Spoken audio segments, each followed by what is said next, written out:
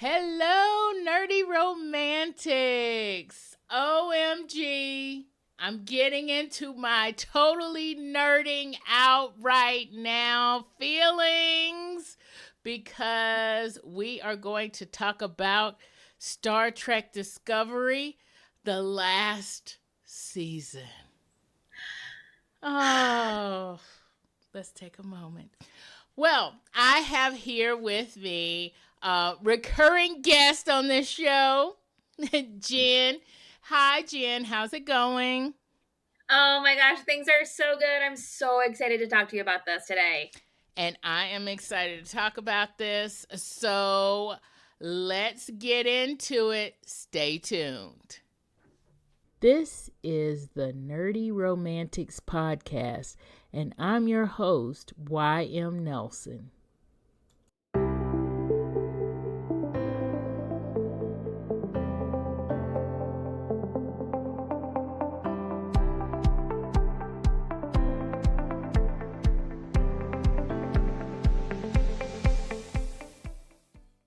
Okay, Star Trek Discovery. So, for everyone listening, just an FYI, we did an earlier episode on Star Trek Discovery. I believe we ended that at season 3, but we are going to skip season 4 unless, Jen, you have something that you want to mention about season 4. But we are going to skip season 4 since at the time of this recording, season 5 has come out, which is the final season of Star Trek Discovery. And there's so much in season 5 that I want to make sure that we get all of it. Okay? Awesome. Cool.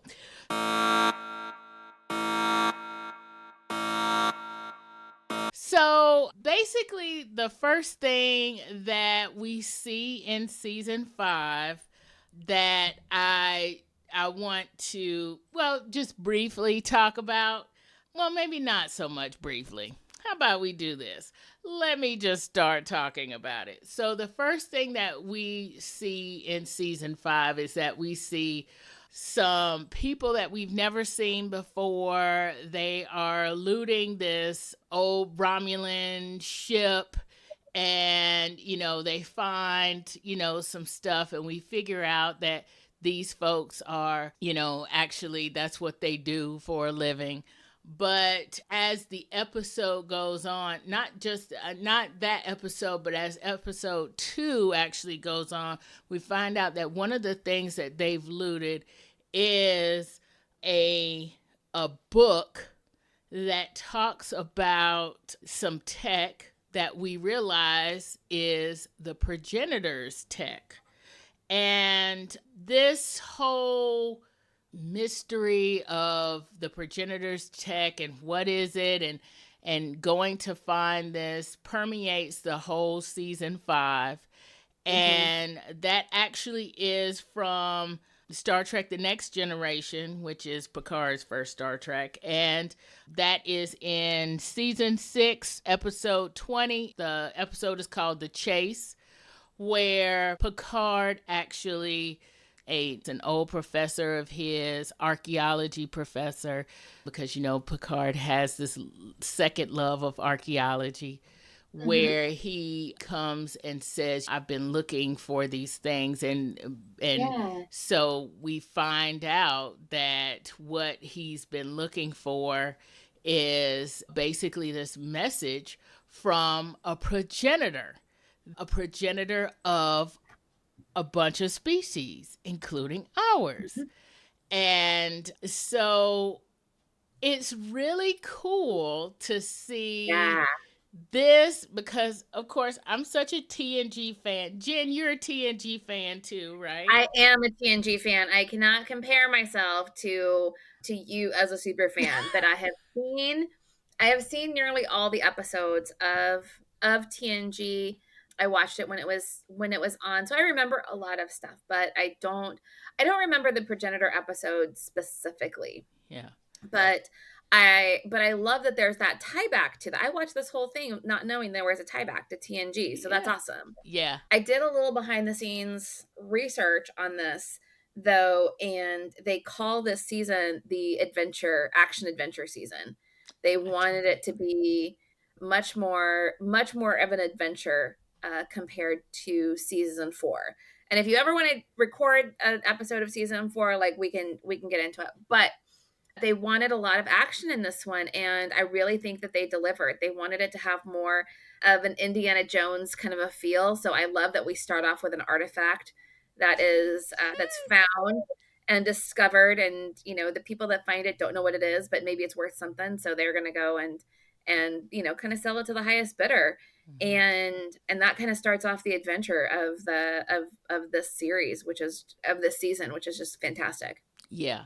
I love the whole mystery and the puzzle kind of thing of it. And, kind of to you might remember some of it if I say a few things, but kind of going back to the TNG episode, it was kind of like that as well. The professor, he had gotten these blocks of numbers, and they couldn't figure out what the blocks of numbers meant because Mhm, mhm, something happens to the professor before he could explain why he's there and everything. And then when they realize that there's these blocks of numbers, they're like, oh, these blocks of numbers coincide with star systems. And so they have parts of the numbers that are missing. So they mhm, then have to go to different worlds to get these to finish mhm, out these blocks of numbers. And of course, all the while there are other people trying to get them too, because they know, of course, too. There's some mhm, Klingons that try to get them. There's some Romulans. There's some Cardassians. It's just a lot of people trying to get these numbers or get these blocks of numbers or try to figure out what this is all mhm, about. And I love that happens here too. It's a great tie-in, but it does also amp up that action adventure kind of feel. I'm glad that they did it, to be honest, because it brings the fun back into, yeah, it brings that whole, oh, this is why we, are watching Trek, because we like when stuff happens. we love when there's like I'll talk about it later, but I love a callback. I love when there's a callback Yeah. to the other all the other series. There's so many other things that are happening in the Star Trek universe, which is so exciting. Yes. And I love that for us.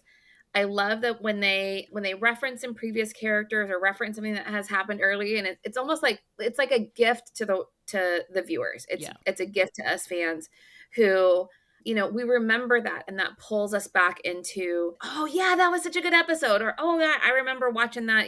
For the ones that are a lot older, it's like, oh, I remember sitting in my college dorm and watching that, or Yeah. or hanging out with my parents and watching that, like whatever memory that brings back for you, to be able to pull you in. And I love that they do that, and they really view this series, which takes place in such a completely different timeline Yes. than TNG. What is it, like I think it's 900 years from the original series. So Right. we've got like so like 800 years from TNG, and you're just like, there's so many things that are going on that echo back and echo across the different series, the different shows that they have. So I love it. Yeah. Yeah. Yeah. You're right. Even though Discovery, so since this is the final season, I think I'm gonna just kind of talk about it in a cumulative way. Yeah. But even though this series started out, and I remember how I felt when this came on, I was like, do I really want to see this? Because I actually, and we talked about this a little bit before we started recording, I Mhm. have not watched a lot of the TOS episodes, the Mhm. original series. I've watched Yeah. some, but not a lot of them. Not enough to know, hey, this came from this. Unless you say Tribble, then we all know. But I mean, everybody knows about that episode. So, but this series started before TOS in the timeline, and then in the second season, they go into the future, and now they're so far in the future that they can reference everything. I love how they did that, Yeah. Yeah. That is so cool because it's like, okay, you are pulling in things that I didn't necessarily know about with the first couple of seasons, but I liked. And they with the first series, I meant in the first couple of Mhm. seasons with the TOS series that I didn't know about but I liked. But now I get the whole Easter egg feel as well. So it's like, Mhm. Mhm. I love this. I love the way this comes out. But at the same time, it's very much its own show. Yes. It's very unique. It's so different than what other, it breaks the mold in the same way that DS9 broke the mold. Cuz TOS and TNG have a little bit of a similar, planet of the week type of a feeling, right, where they're Mm-hmm. they're traveling around. And and Exactly. then and then DS9, Deep Space 9 was oh, everything takes place on a space station. Yep. So it's a whole different kind of feeling. So then Discovery with the really unique science that's happening and their time Yes. travel, the way that they move through space, the way that they move through time, and the challenges that they face has just kind of really set up a different style while still keeping within the same universe, and so many things that are so familiar to us, Yeah. and without giving us like, oh, this again, kind of a feeling. So Right. Exactly. Exactly. mhm. I get the Easter eggs and I get excited, but I don't get like, oh, they're gonna tell us this again. They're gonna give us Exactly. this Yeah. episode. Yeah. But I love the fact here, going back to what you were saying about action adventure. It Mhm. also kind of reminds me of season 2 of this show where they went to different places and they were trying to figure out things in season Mhm. 2 of this show. So I'm glad that they did do that. They did, come back to the action adventure because season 4, and you're right, season 4 is such a it's a whole different episode, a whole different season, and Yeah.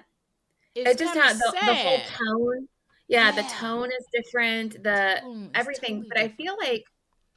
I feel like sometimes you need that too, Mhm. because this is a crew that has lost so much of their life and their family and all of those touch points that we would normally have, like even as far as TOS or Deep Space Nine, even or TNG, as far as everybody would travel, they knew that they could go home, Yes. and this is a crew that could never go home again. Right. And so I feel like they almost needed like a grief season of of everybody sort of being in a weird emotional place, Mhm.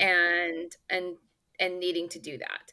And then we come into season, and the just another little behind the scenes thing, because I get nerdy about behind the scenes stuff, Yeah. but they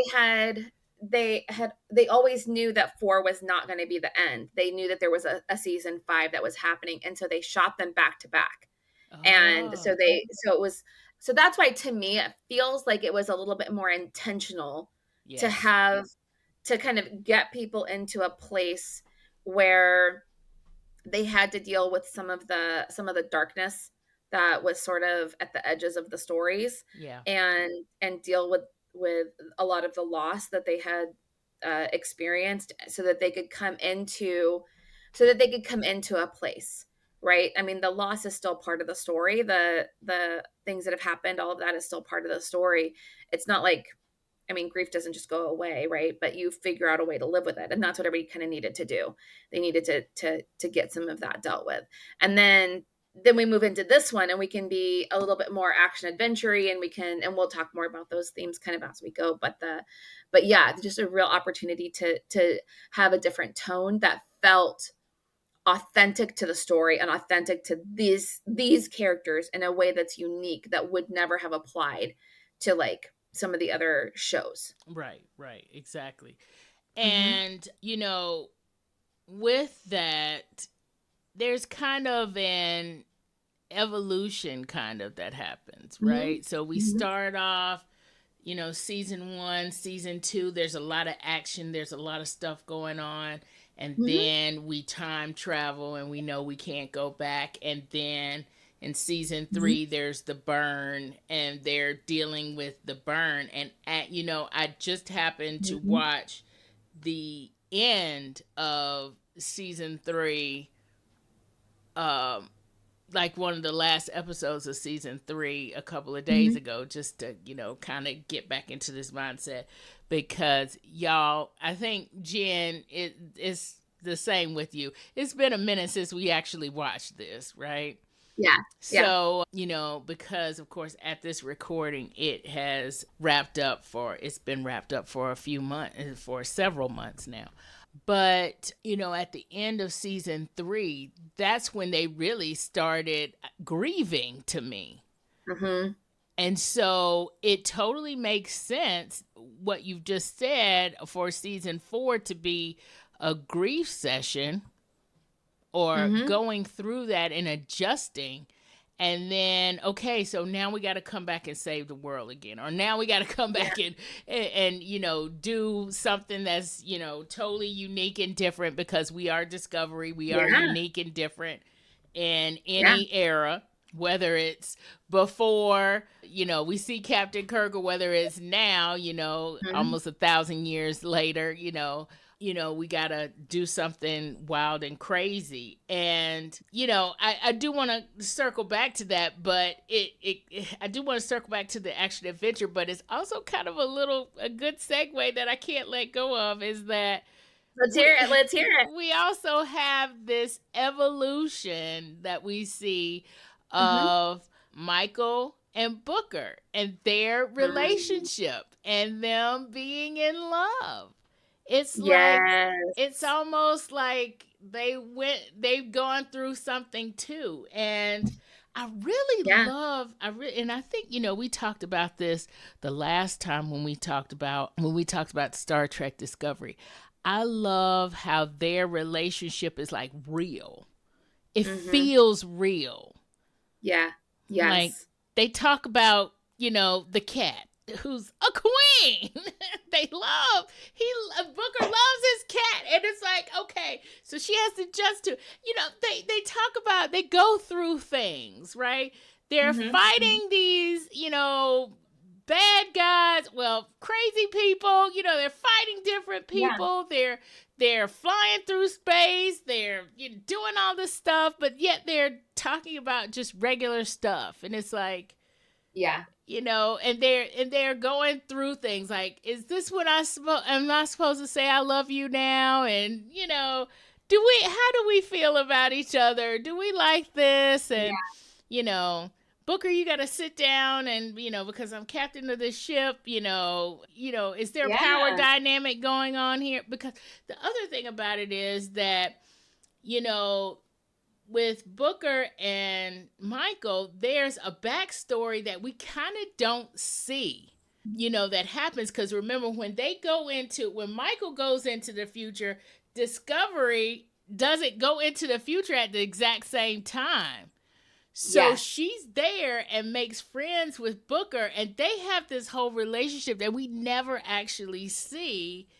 And so Yes. they have this whole language, and it's like, yeah, it was that time on blah blah blah, and it's like, I don't remember that. But No, they that's have their whole language thing, and it makes it even more real to me. I love mhm. that their relationship goes through this evolution, and we actually get to see at the end how it comes out.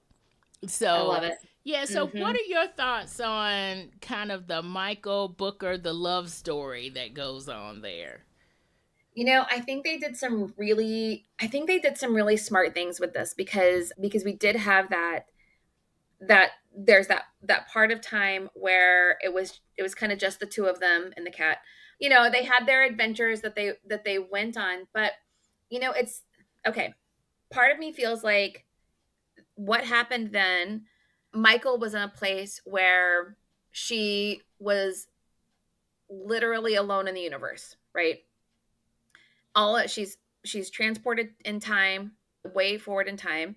She has no friends, no family, no hope of getting back, no purpose, nothing. And so she finds Booker and connects with him, and they have adventures together, and they start building this whole life together.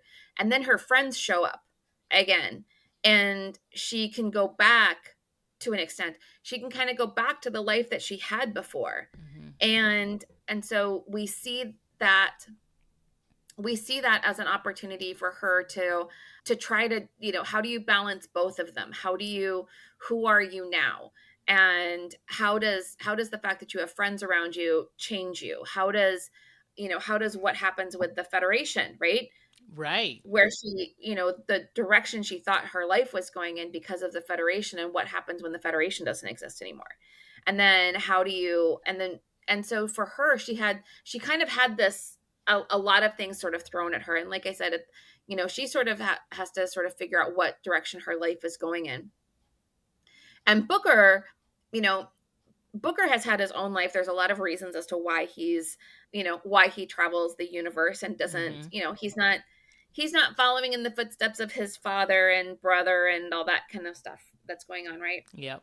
But it's interesting what they did in season 4, just to kind of go back there for a second, where Booker does reconnect with his family. He does start to see what it means to have that connection, and then he loses them, Right. right? The whole planet. He loses his whole planet, and Yeah. he is now in a position where he is lost and untethered, and he has to take some time to sort of figure himself out.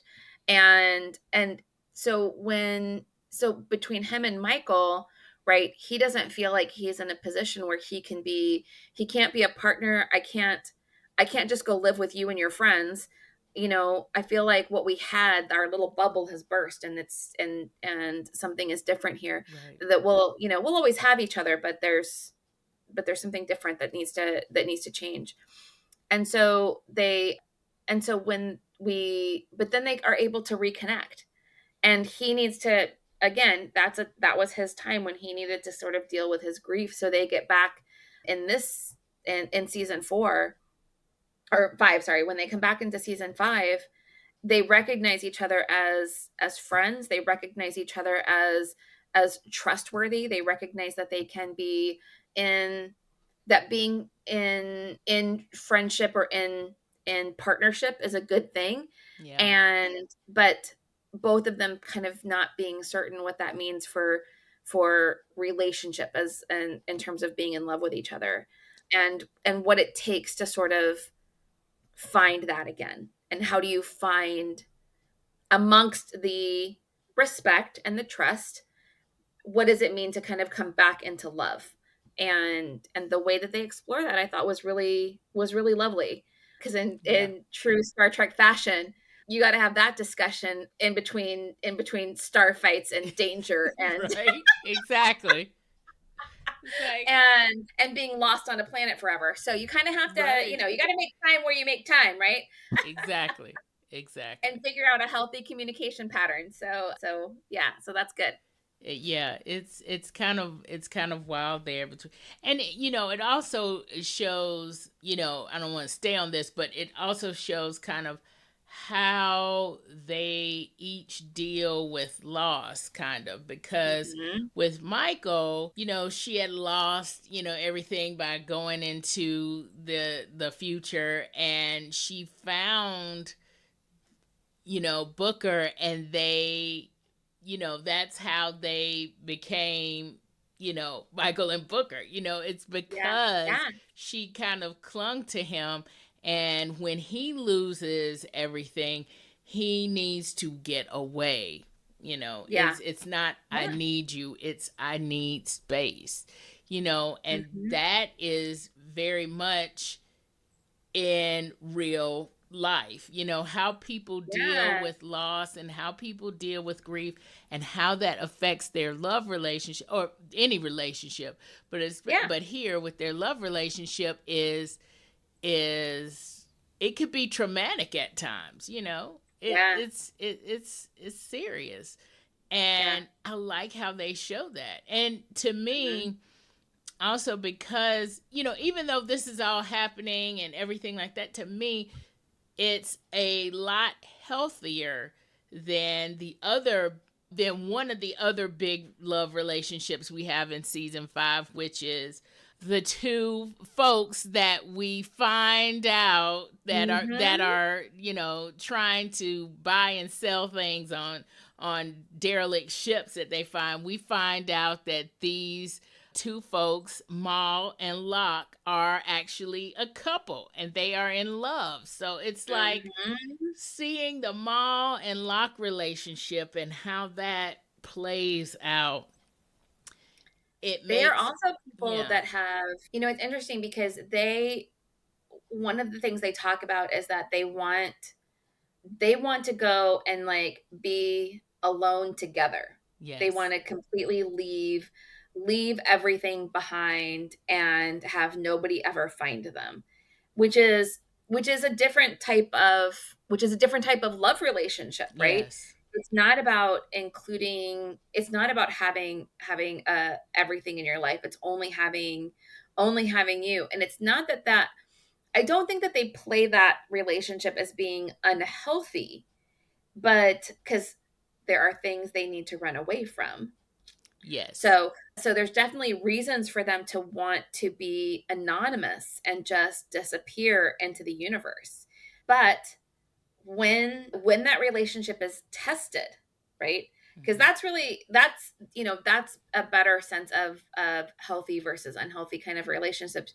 You see what happens when things are tested and how people how they react, how they respond, how are what are they what are the things that they do and what are the things that they say. And for those two, when their relationship is tested, it's like it's not just it's like the literally no other beings matter. I will do anything and partner with anybody if it means that I get that person back and I get to be with them. And that nothing else matters is where we see some problems in this relationship. Well, not in the right, relationship, but we definitely creates problems for everybody else. They right, exactly, make it everybody's problem. Well, not they, but Maul specifically. Maul really yes, makes it everybody else's problem. yes, That and so yeah. yeah, and it's interesting how with Michael and Booker, I think they're at a different point at in season 5, so maybe they have Mhm. already been tested a little bit, but they are getting tested a little bit more, and Mhm. it's interesting to see how they weather things Yeah. while Ma and Locke seem to kind of, I don't want to say disintegrate, but it seems like it's just the pull on their relationship. It almost like their relationship and their life force are the same thing. Mhm. Yes. Yes, totally get it. Yes. Where Yeah. in with Michael and Booker, you see them in relationship with other people, right? Yes.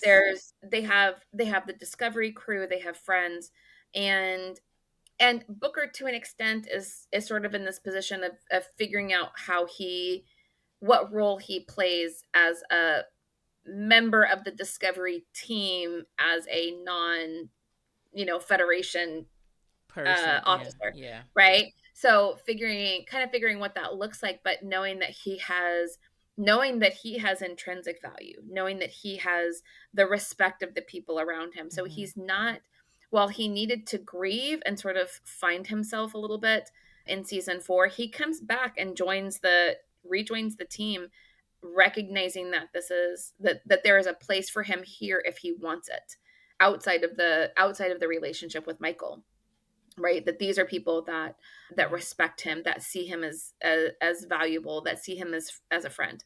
Right. Where the Locke and Maul relationship, there's there is no one else and they don't want anybody around. And that's a very different thing. Yeah, yeah, it is. It is. And it ends up not being a good thing for them in the end, but Yeah. you know, Yeah. but it also shows that, love doesn't thrive in a vacuum, right? Mhm. It's like Mhm. we can't just sit here in this little bubble and suck every other thing of life out of this, right? Yeah.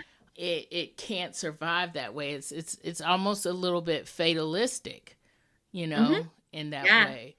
And I think Yeah. that's also part of the lesson of Michael and Booker as well, because they Mhm. were in a bubble and then they weren't in a bubble, and then my Booker was in a little bit of a bubble there because he had lost everything, and you realize that love grows when love's around. And Yeah.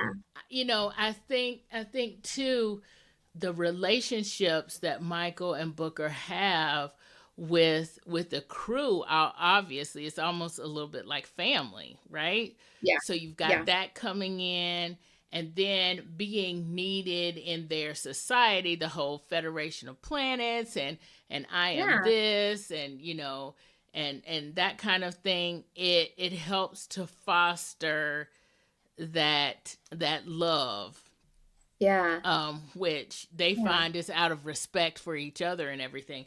With Moll Yeah. and Locke, it's more like, I need you. It's more like I need you to live. Like, you are my Yes. sustenance kind of thing.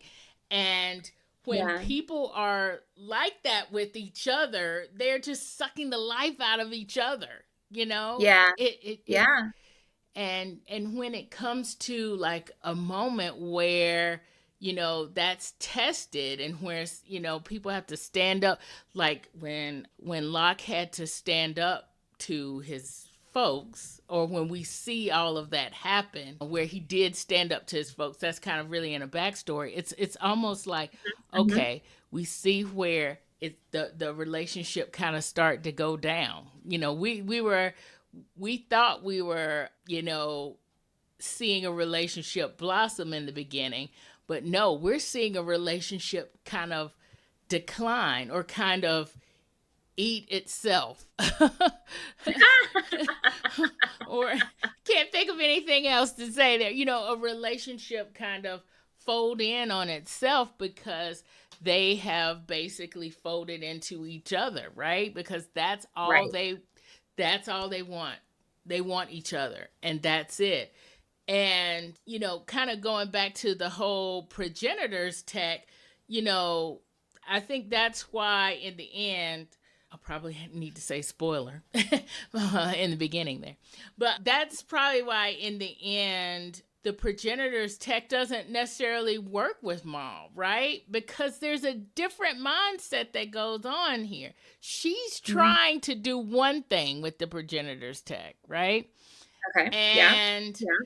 and Michael realizes that the progenitor's tech is not for what, it's not for this self-serving thing. It's not to Yeah. bring this person back, right? Yeah. The progenitor's Yeah. tech is the beginning of everything for everyone. We don't just live in this universe by ourselves, right? we Exactly. it's more Exactly. than just about us, and it Yeah. shouldn't just belong to us. And that's why what happens with the whole progenitors tech. But that's why it's not in a museum somewhere, and people are whatever. But because the mindset is different, and I think that's part of the reason why it didn't work for Mom. Okay, that's interesting. See, because I figured it didn't work for her because she didn't put the shapes in the right Well, order. I think that But I too. like symbolically, I like your Symbolically, take on that's it what I'm saying. symbolically. Yeah. Yes. But that's She's why going at it she's for a frozen. different reason. Exactly. Yeah, She's she goes going at it in. for a Yeah. different reason. And so that's why she doesn't put the shapes in the right order. Mhm. And as Michael put the shapes in the right order, she did it by saying, it's not about what's in the space, it's about the absence of things in the space. Mhm. And that's how Mhm. she ended up putting that in the right order. So it's not about this selfish need, it's about the space in between all of It's us. what happens in between. It's not what you can see, it's what you yeah, yeah, exactly. It's all the other things. Yeah, and so, Yeah, and so it's a whole mindset thing there. love Yes, it. Mhm. it is a practical. Yes, she didn't put the things in the right spaces. Yes, it's that. But I think that the mindset had to be there for her to put the shapes in the right space, and the Totally. mindset was not there with her. So I think that's why it didn't work for her. Yeah. But I it's think just, also because yeah. there's a thing there where, like you said, she has an idea. She has like one thing that she wants to have happen, and it's a this is for me. It's Mhm. for, there's and Michael, when Michael sort of steps into that power, she does so feeling unworthy to to witness it, right? There's an Mhm. unworthiness that she feels, and she says we can talk about that now or later, whatever you want, about what she says when she gets to that space, and what the how the progenitor sees her. So Oh yeah, let's talk about that. yeah, so she says something about being unworthy Mhm. because she is far from perfect. And yeah, that she's far from perfect. And the progenitor says all sentient beings are. And it's what you strive for. It's what you strive for that makes a difference. Yeah. And I feel like that's such a beautiful thing because we strive to be the best version of themselves is what is what we need to do, and how we make that, how we see ourselves, and how we sort of see ourselves improving, right? What helps us to be the best version of ourselves, and that's what the progenitor is looking for in Mhm. a person. Mhm. Yeah, that it's not about perfection, and it never has been. And I think this goes along with like one of the themes that you wanted to talk about accepting who you are and being able to live in that space. Yeah, that's a for me that was a huge theme of this season, Yeah. is being able to accept all these things that have happened to you are part of who you are. And you don't have to be you don't have they're not shameful things that have happened to you, and they don't make you less worthy of acceptance. They don't make you less worthy as a member of Starfleet. They all of these things add into being who you are, and we see that sort of play out in so many different ways. There's for Michael specifically, she mentions how she can't imagine that her life was going to be what it is because she Yeah. was a mutineer. There's a lot of reasons why she should have never been allowed on a starship at Right. all, much less being able to wear, captain reds, right? Right. And somebody makes a comment about the red. You look good in red. So Right. yeah, that was a cute little thing. But there's so many reasons why she should not be in that position, and yet here she is, Yeah. right?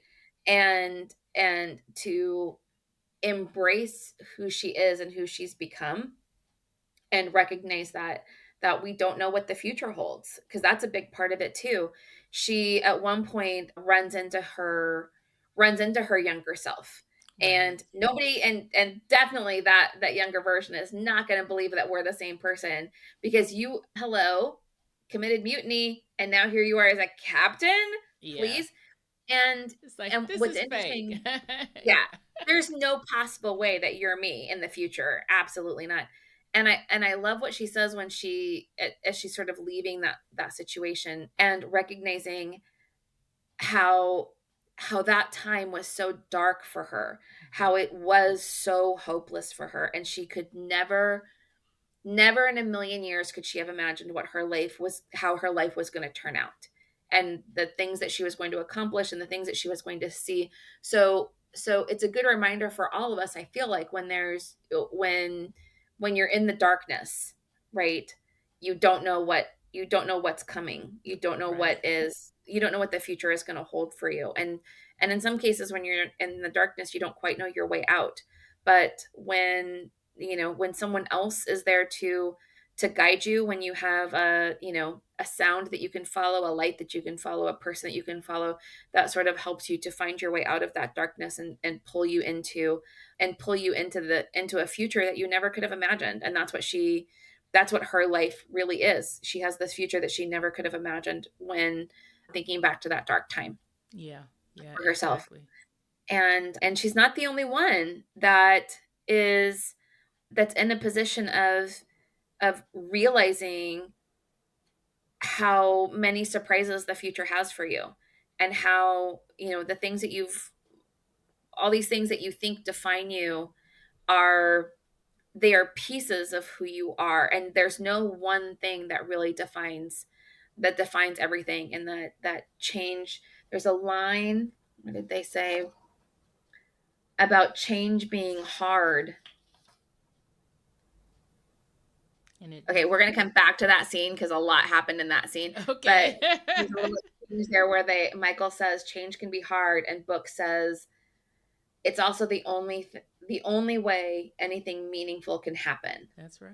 And so, as difficult as all these things are that they've gone through, and all these experiences that they've had, to make the conscious decision to change is still so difficult for them, regardless of all the miracles they've been able to pull off. So, Right, right. And I think, going back to, what the progenitor was saying, it makes kind of a full circle moment. It's like, okay, so this is what mhm. you learned, right? This is Yeah, why you are worthy, because you're able to go through this, and because you're able to actually see that you are a flawed being, yeah, but that you've had all these experiences that make you who you are, and you need to accept yeah, that you need to now go to the next level of accepting that yeah. you are a flawed being, but you are among everybody else who's also a flawed being. Flawed is to be normal, right? Yes, To be yes. flawed is to be normal. Like, all of us are flawed. Every being in the universe, right? They're all flawed. And but what differentiates you is what you strive to be. Yeah. And And then, to add on what you were saying about change, and change is how we find that out. Change is how we get to the next level of mhm, understanding with that. mhm, And if she had exactly. not changed, she would have not gotten to this level of understanding.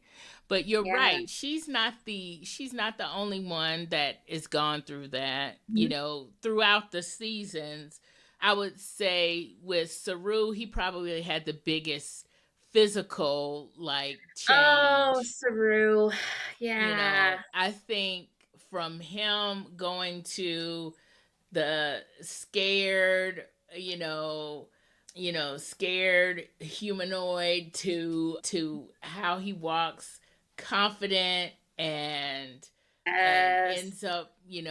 ends up finding love, things like that. I think he's the one that over all the seasons has probably made the most, I guess, physical change. But Mhm, but I mhm. think in this particular season, other than Michael, but Michael's been making the change all along. But other than Michael realizing that she's made the change, I think Tilly actually accepting who she is as mentor, Yeah. is that was amazing to me. Yeah.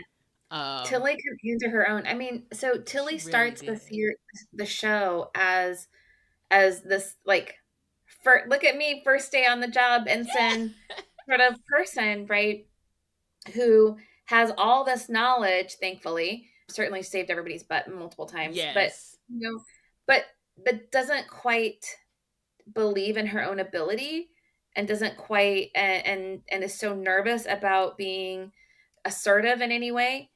And so and we still see some of that. She has Yeah. an idea. I don't know if it's a good idea. I don't, just Right. spit it out, right? So we still have a little bit of that because I feel like that's still her, but at the same time, realizing the huge value that she represents in the crew, Yeah. Yeah. and coming into her own. Yeah. Yeah. I really liked seeing that, and she, over the season, she's exerted a little bit of the, of her power, right? Yes. But I think Yes. now that she is, a mentor, she's at Starfleet Academy or whatever, she's really, Mhm. coming into her own and actually realizing that's, how she can use her power. Because I think at that different point, she wasn't even sure exactly how to use that power that she had and everything Yeah. in certain Yeah. points. Because, she does question herself, in the seasons, but I see less of that here in Mhm. this season, and more of I need to make sure these kids know what they're doing, because they really don't know what they're Oh my gosh. doing. The confidence that she has that she's gonna go run that marathon thing. And I was Yeah. like, get it, girl. All right. You go run a marathon, sure. Or whatever. Right. It's not a marathon, but you know what I But mean. They yeah. have to run. They're on that planet. Yes, and they On have to that do planet, that, and she yeah, is thing like, on that okay, that here's what we're mission of, gonna do. yeah, yeah. And just with like, oh, Starfleet officer here, I can code. I'm like, you guys don't run at unless someone's chasing you on Right, board. But right. yeah, so she goes in there and she's gonna do it, and then yeah, she gets some time to think about her Yeah. life, and gotta love being trapped. But she's just one of those characters that I feel like has grown and just so much kind of realized her own power, Mhm. and that she wants to share that power with others is huge. Yeah. Yeah. Yeah. And and also in this season, there's there's kind of a spiritualness happening, Yeah. and a more of a spiritual growth with Culber, when he, I want to be friends with Culber. I know, right? He is just he's a doctor, right? So he's just always this sort of peaceful, competent, I'm here to help, sort of person. Like there's a lot to be said for that. So I want to be his friend. I just feel like he'd be such a wonderful, kind and encouraging and supportive friend to have around. Yes, yes. And now that he is gone through, I wouldn't say a transformation, but had this experience of having the Trill past a past host, going through that Gentara and having the Trill past host in him, and Mhm. having that kind of spiritual, I don't want to say Yeah. awakening, but awakening. Maybe Mm, maybe just questioning. experience that. Yeah, he has this experience, and then it makes him question. It almost makes him question himself. Mm. Like he just sort of Yeah, questions, like, what does this mean, yeah, right? And wanting to assign meaning to it in a way that feels, as a doctor, of course, the first thing we have to do is, do I have like a bug in my brain? Like, what is happening here? right. Is there like And that is, yeah. did something leave behind, or whatever? Because he feels different. And I think for anyone, if you have some sort of like a big experience like that, and it can take a lot of different kinds of forms, but I feel like when you have a big experience like that, you realize you come out the other side and you are a changed person.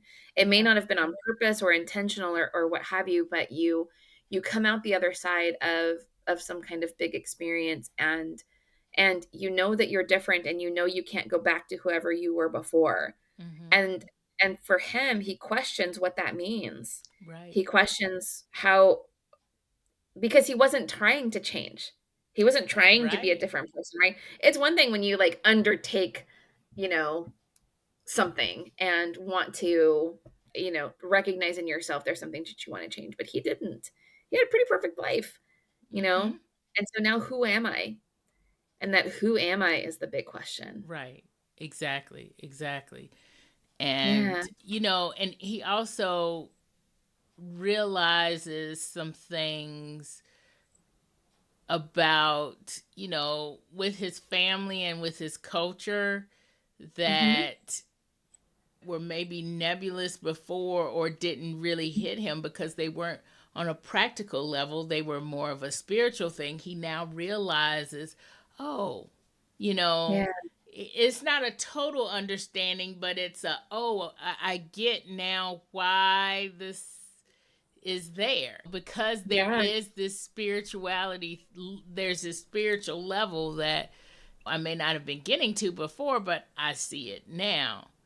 Mhm. And, Mhm. that's the thing about, that's the thing that really kind of gets me with the trill Yeah. is, because the join trill, because they have all of these past lives Mhm. inside of them and can Mhm. live through memories of, Mhm. of past things. It's like, does it, you know, does it enhance you in a way? Mhm. Does it change you in a way?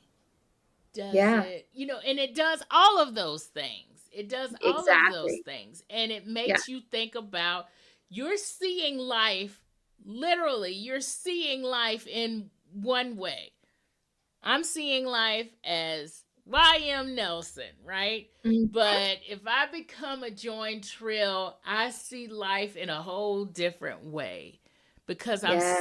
I'm literally, well, not literally, but I am spiritually seeing through other people's eyes, other people that have Yeah. lived before me, have had different memories, and I can now to a certain extent embody those, right?